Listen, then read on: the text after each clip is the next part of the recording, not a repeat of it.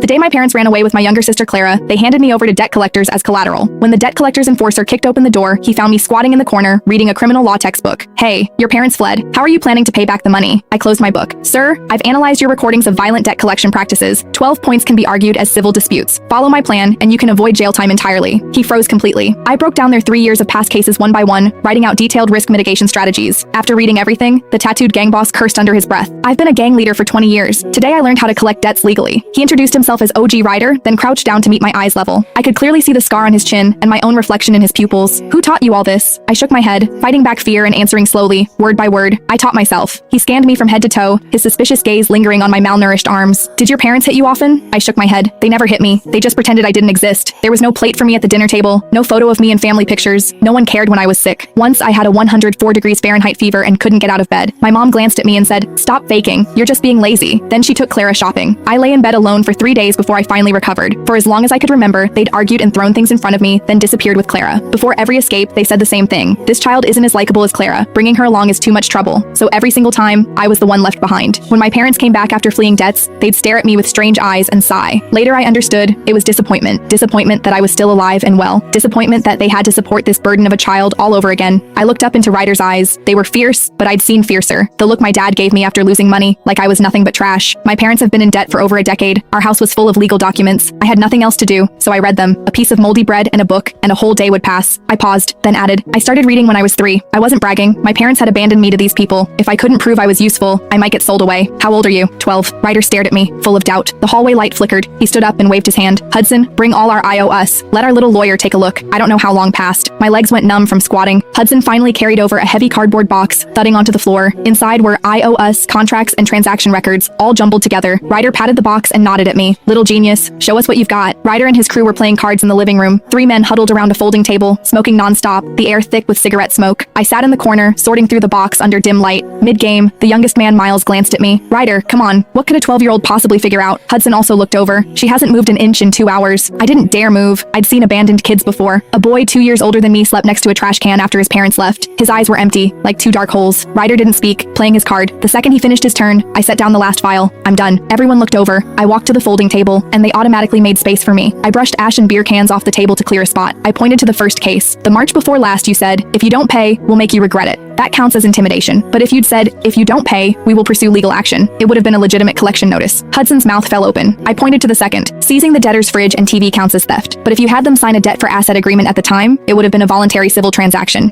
Spraying paint on property, illegal, but only requires civil compensation. Apologize, pay damages, and get a signed forgiveness letter. Last September was the most dangerous. Someone was seriously injured.